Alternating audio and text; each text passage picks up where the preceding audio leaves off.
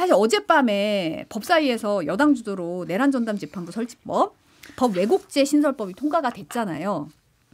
국민의힘 소속 의원들 같은 경우는 의결 직전에 회의장 떠나면서 강하게 반발했는데 내란 전담 재판부는 지기현 판사 바꾸자는 법이다. 내란 사건을 무조건 유죄로 만들기 위해 판사를 골라 쓰겠다는 법이라고 비판을 했습니다. 이 부분은 어떻게 보세요? 저도 내란 전담 재판부를 국회 주도로 구성할 필요가 있느냐라는 생각을 합니다. 전담 재판부가 필요하면 그러니까 법을 통해서 이렇게 하기보다는 사실은 대법원에서 그 조희대 대법원장도 어제 오찬에서 이재명 대통령 옆에서 얘기를 했단 말이에요. 사법부에 대한 신뢰와 불안이 있는 것을 안다. 그러면 지금 지기현 재판부가 이제 가장 대표적인데 일단 거기에 직접적으로 재판부한테 이래라 저래라 할 수 없다고 쳐요. 그러면 2심에서라도 사실은 조희대 대법원장이 국민들 신뢰를 받을 수 있는 방안을 강구해서 내놔야 돼요. 그리고 어제 내란 전담 재판부 법도 사실은 1심은 1심 재판부가 알아서 하도록 돼 있습니다. 그러니까 지기현 재판부도 그냥 내가 할게. 그럼 할 수 있어요. 근데 또 지기현 재판부가 넘길게. 만약에 지기현 재판부가 넘긴다 그러면 어떻게 돼요? 법상은 지금 그것도 가능합니다. 지금 어제 이제 법사위 통과하는 지기현 재판부가 그냥 이건 전담 재판부에서 하세요. 그러면 윤석열, 김용현, 조지호에 대한 법적 1심 판단이 더 늦어지는 겁니다. 그리고 일단 나중에 이거는 유연적인 논란이 계속 그러니까 거기에 대한 쟁점으로 좀 될 수 있을 것 같아요. 그래서 저는 민주당이 일단 사법부 압박으로 하는 게 좀 맞을 것 같은데 내부 분위기를 좀 들어보면 이거는 압박 차원이 아니라 그냥 가는 거다라는 의견도 있더라고요. 그래서 저는 사실은 대법원에서 조희대 대법원에서 일단 2심부터의 1심의 어떤 잘못된 국민들의 신뢰를 받지 못한 데에서 반성하고 대책을 내놓는 게 맞다라고 생각을 합니다. 민주당 참 나쁜 짓을 하고 있다라고 먼저 평가를 드리고 이것 때문에 민주당이 원하는 내란 종식, 조기 종식 이것은 불가능해질 것 같아요. 위헌 법률 심판 제청을 하게 되면은 이거는 점점 시간만 더 늘어날 것이고 위헌 법률이다라고 판단이 되면 또 다시 시작을 해야 되잖아요. 이런 짓을 왜 할까라는 좀 생각이 들고 상당히 문제가 많은 법안이긴 한데 그냥 한 가지만 얘기를 하면 재판부 추천위원회를 구성을 하는데 헌법재판소장이 3명 추천하고 법무부 장관이 3명 추천하고 진보 성향의 판사회의가 3명 추천해요. 자기네들 입맛에 맞는 판사들을 통해 가지고 자신들이 원하는 판결을 이끌어내겠다는 거잖아요. 위헌 법률 심판을 만약 이거를 뭐 헌재에 제소를 하게 되면 헌법재판소에서 이거 위헌 법률인지 아닌지 심판을 해야 되잖아요. 근데 헌법재판소장이 3명을 추천해. 이런 이 웃긴 상황이 벌어지는 거잖아요. 이게 사무처장으로 좀 바꾸긴 했습니다. 잘못됐어요. 어젯밤에는. 사무총장이나 뭐죠. 그렇죠. 헌법재판소에서 하는 비슷해요. 거죠. 그게. 그리고 법무부 장관 3명 추천해요. 법무부 장관이 어쨌든 특검 검사들을 지휘할 수가 있잖아요. 이게 뭔가 행정 권력이 사법부 판결까지도 영향을 끼치려는 거 아닌가? 이거는 헌법에 도도하게 흐르고 있는 상권 분립, 견제와 균형 이 원리에 근본적으로 위반된다고 생각을 합니다. 그래서 민주당이 상당히 무리하고 나쁜 짓을 하고 있다라고 말씀드립니다. 원래 오늘 법안 통과 어제 사실 되게 법사위 이전에 법안 소위를 통과했다가 네. 어제 저녁에 법사위 전체를 통과했습니다. 국민의힘에서 반대해서 안건 조정위로 넘었는데 숫자상 이제 안건 조정위도 바로 이제 넘어갈 수가 있죠. 그래서 통과했는데 제가 알기로는 어제 그러니까 오늘 이제 12월 4일 네. 본회의에 올리려고 하다가 일단 본회의 9일에 올린다. 현재는 이런 분위기로 진짜 통과시킨대요. 근데 분위기가? 내부적으로 분위기가 그런 게 좀 있었다는 거예요. 근데 그게 어떻게 될지는 사실 모르겠어요. 근데 이해가 안 되네. 이게 나중에라도 계속 공격을 받을 수가 있습니다. 그래서 저는 천대법원 행정처장 어제 법사에 나와서 계속 한 얘기가 있거든요. 저는 뭐 일부 맞는 말도 많아요. 그러니까 예를 들어서 앞서 말한 헌재 사무처장이 한다든지 이거는 나중에 위헌 소송 들어갔을 때 어떻게 하냐 당사자가 되는데 그리고 법무부 장관이 하는 것도 부적절하다. 저도 거기에 동의합니다. 근데 전대협 사무처장은 그러면 국민이 신뢰받지 못하고 있는 현재 법원에 대해서 대안을 내놔야 돼요. 1심 재판부가 그렇다 쳐도 이제 이미 재판이 진행 중이니까 2심에서 대안을 자꾸 국회에서 나오면 저는 국회에서 과도한 게 있다고 생각해요. 근데 그거를 과도하다고만 얘기하지 말고 자기들이 대안을 내놔서 우리가 어떻게 해서 국민 신뢰를 받겠다 이렇게 하는 게 맞다고 봐요. 저는 조희대 대법원장이 계속 걱정과 우려가 있는 거 안다.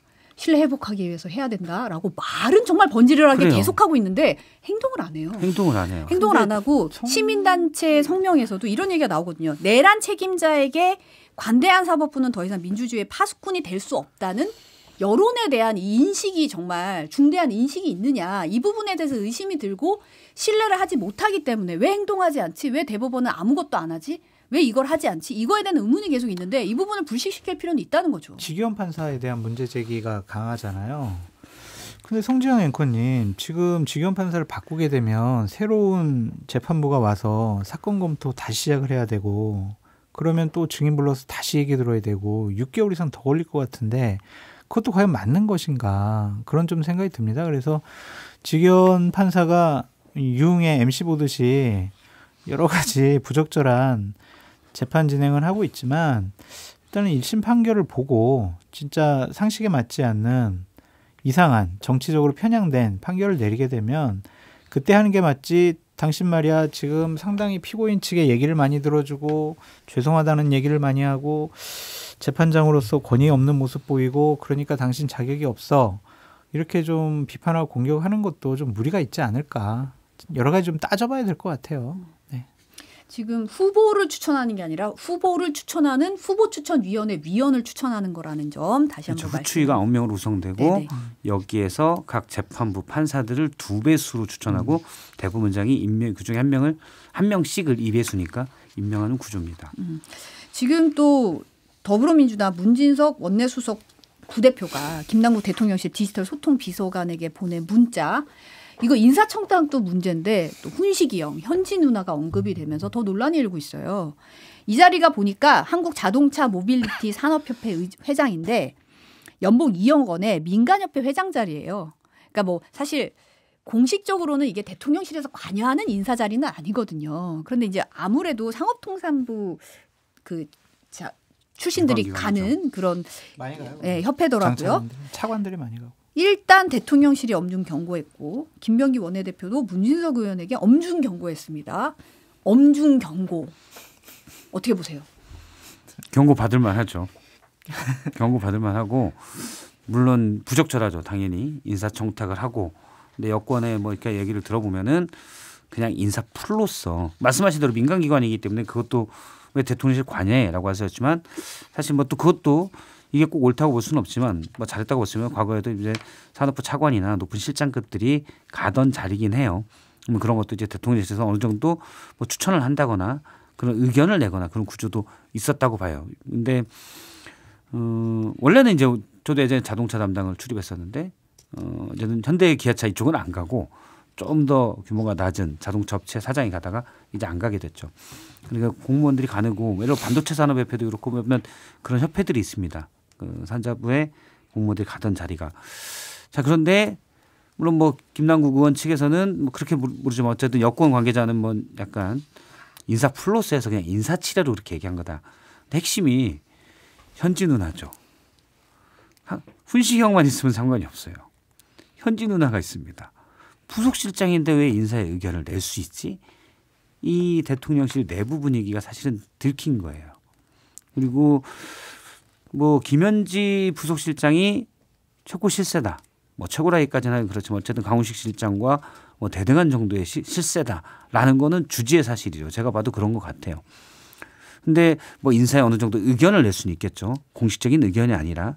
그런데 낼 수는 있겠지만 가장 큰 문제는 그런데 이분은 그러면 그 역할에 대해서 본인이 해야 될 일을 하고 있느냐. 지난번 운영회도 안 나왔잖아요. 사실은 정무수석, 비서실장이 다 나오라는 생각을 갖고 있는 걸로 내가 알고 있는데 그런 견제나 받을 수 있는 일은 안 하고 실세로서 나는 것만 다 해요. 그게 문제죠. 실세는 사실 어느 정부나 있기 마련입니다. 그리고 부속실장은 어느 정권에서나 대통령의 최측근이 했어요. 그래서 그 직함에 비해서는 실세로 작용한 것도 맞아요. 그런데 그러면 이미 이제 논란이 되고 그랬다면은 국회나 또는 야당에 견제도 받을 필요가 있다고 봐요.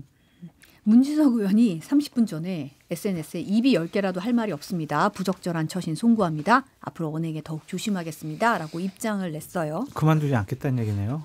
그냥 그 자리에서 그만둬야 되지 않을까. 그 정도로 책임져야 되지 않을까라는 좀 생각이 들고 대통령에게 상당히 피해가 가는 그러한 문자 내용들이에요.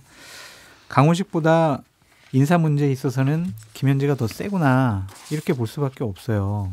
훈식이 형과 현지 누나에게 현지 누나가 뒤에 있잖아요. 뒤에 훈식이 형한테만 얘기해봤자 이게 안 통하는 거야. 현지 누나의 결재를 받아야 되는 거야. 그것도 앞에 있는 사람을 먼저 하고 이렇게. 저의 해석이에요. 우리가 옛날에 학교 시대 난로 있어도 정부 관리자가 있어요. 정이 먼저 나와요. 아니 근데 현지 누나가 앞에 있었으면 아마 또 방점을 앞에 찍으셨을 것 같은데요. 저의 해석이라니까요. 그게. 그러니까 훈식이 형만 가지고는 이게 해결이 안 되고 현지 누나의 사인이 있고 현지 누나가 허락을 해야 되는 거다. 인사 문제는. 그거를 또 많은 국민들에게 인식시켜 준 것이 아닌가 그런 생각이 들어서 단순히 그냥 경고로만 끝날 일은 아닌 것 같습니다. 이 문제. 저는 사실 알자지라 방송 잭바튼 기자가 어제 외신 기자회견에서 국민의힘이 여전히 독재 시절의 유산에서 벗어나지 못하고 있고 더불어민주당 역시 학생운동의 정서나 야당의 기질을 버리지 못한다는 비판받고 있다고 지적을 했는데 이 학생운동 정서나 야당의 기질, 이 학생운동 정서에서 형 누나, 누구야 이러면서 이름 부르면서 이러는 게 물론 이제 뭐 서로 좋자고 이름을 부를 수는 있는데 지금 이런 인사청탁 이런 문제에 있어서 이게 하나의 지금은 작을지 모르지만 이게 불씨가 돼서 더 큰 논란으로 더 큰 일이 벌어지지 않도록 뭔가 견제하는 그런 거는 분명히 필요하다고 생각합니다. 그래서 경고뿐만이 아니라 조치가 취해져야 돼요. 이러한 일들이 또 반복적으로 일어날 수가 있기 때문에 내부에서 특별감찰관이라든지 김현지 씨가 어떠한 인사에 개입하지 못하도록 어떤 특단의 제도적인 조치가 좀 필요하지 않을까라는 생각이 들면서도 그래도 저런 누나가 있었으면 좋겠다라는 개인적인 바람도 해요. 75년생이에요. 전 누나라고 부를 수 있어요. 내 부탁을 들어주면. 알겠습니다. 네. 사적인 관계라는 지적도 있지만 저는 그 알자지라 방송 기자가 얘기했던 거 그건 지금 여당과 대통령실이 좀 주의 있게 들어야 되지 않을까라고 생각을 합니다. 그러니까 국정을 주도해 가야 되는데 사실은 비판하고 이러기 바빠요. 저희 비판은 저희들의 몫이죠. 네. 좀 주의 있게 들었으면 좋겠습니다.